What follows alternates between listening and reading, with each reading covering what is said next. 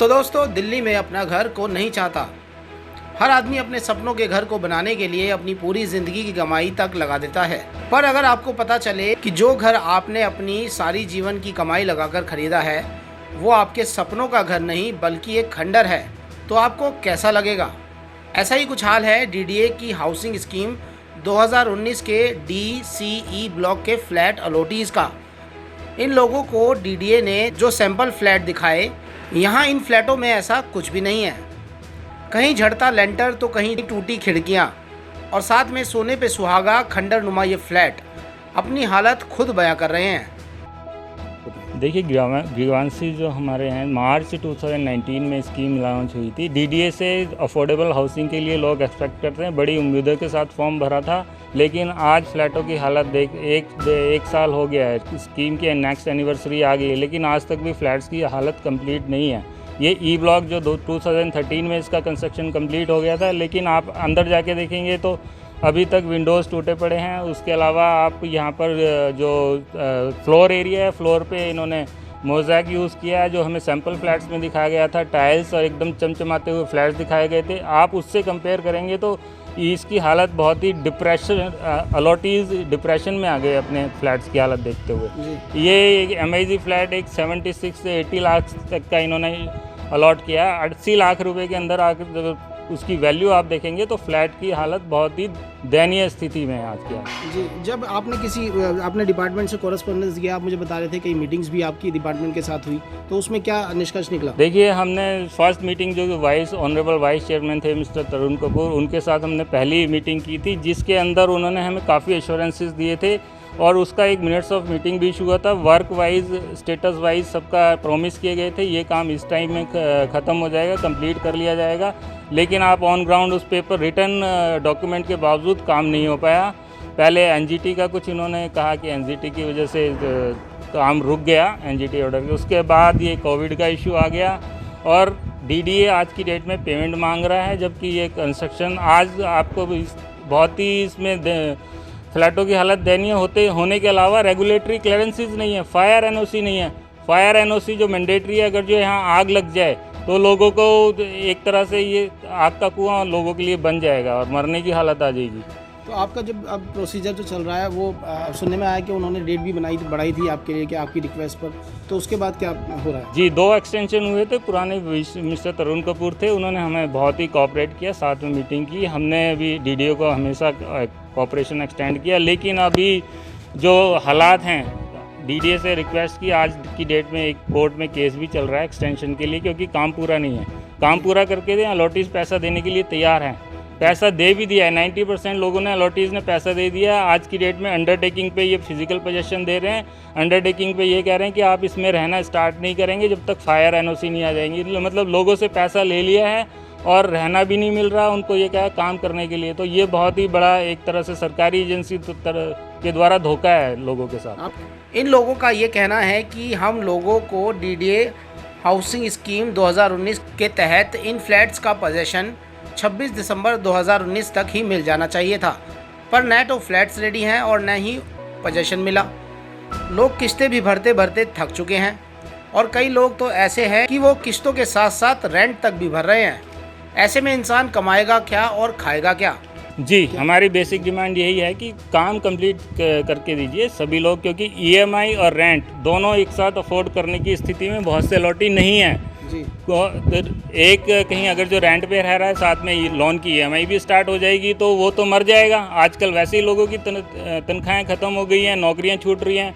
तो DDO को ये जेन्युइन ग्रीवांस सामने रखते हुए LG साहब ने भी ऑर्डर किए हुए हैं, लेकिन उस पर अभी तक कोई ध्यान नहीं दिया गया है। और इनको काम करके दें तो लोग पैसा दे के अपने मकान में आके रहेंगे। अभी मैंने देखा कि यहाँ पर जो है इतनी जो लिवेबल कंडीशन नहीं है। जैसे मैंने देखा कि दर्शकों के थोड़ा सा स्टेयर्स में मैंने देखा वो टूटी हुई थी, एक लेंटर के मैंने देखा कोई पिलर का जो नीचे गिरा हुआ था। क्या कहना चाहेंगे इस बारे में? क्या अभी मैंने देखा कि कंडीशन बहुत ख़राब है, वर्स्ट स्थिति बहुत ख़राब है। ये DDA बहुत सारे रीज़न दे रहे हैं।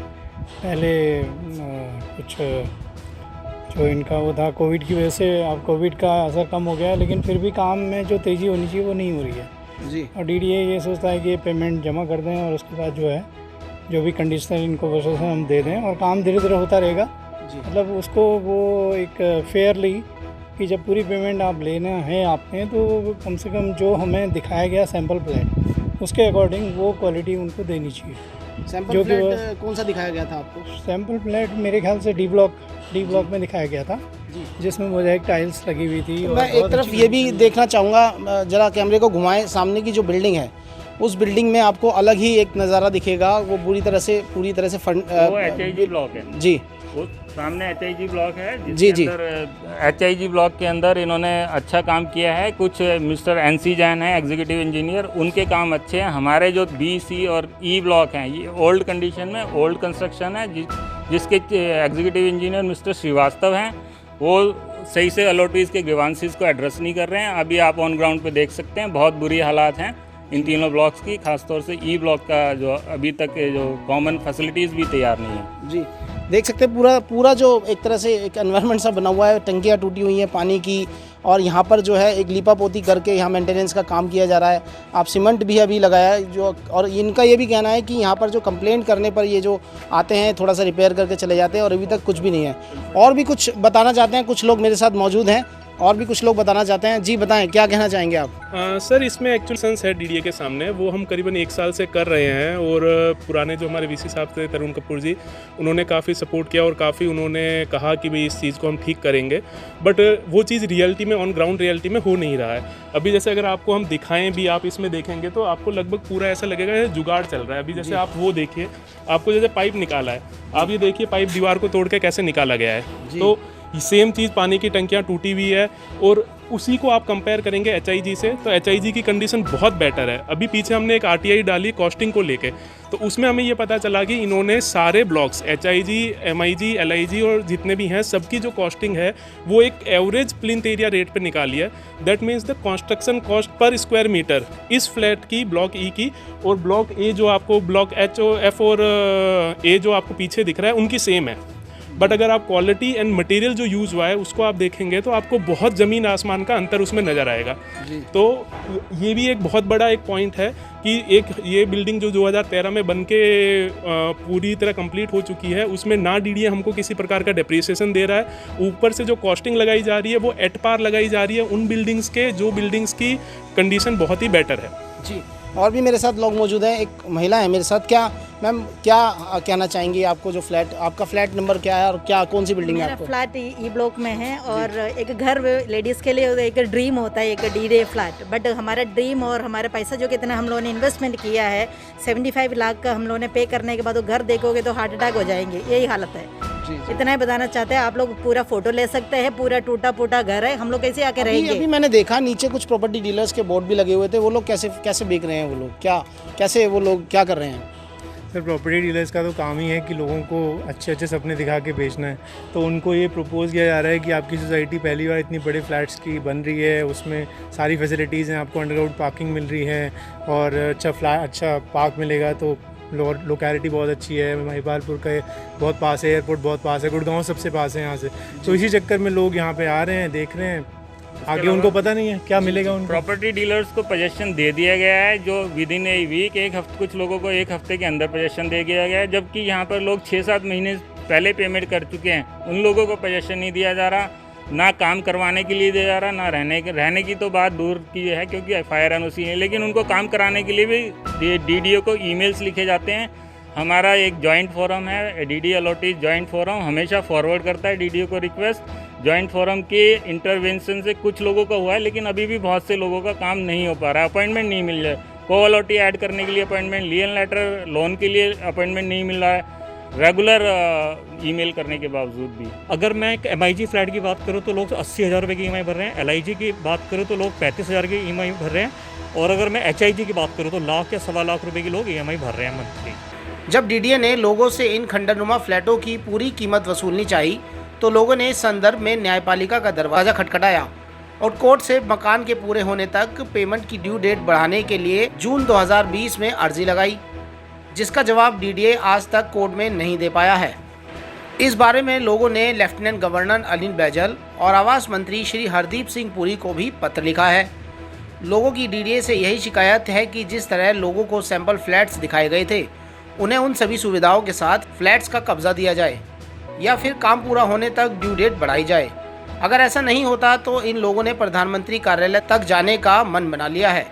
और ऐसा हो भी क्यों ना, यदि आपकी जीवन की सारी कमाई एक ऐसे फ्लैट को खरीदने में लग जाए जो कि खंडर नुमा दिखता हो, तो आखिरकार आपको अफसोस तो होगा ही। डीडीए ने भी इन लोगों के साथ कुछ ऐसा ही किया।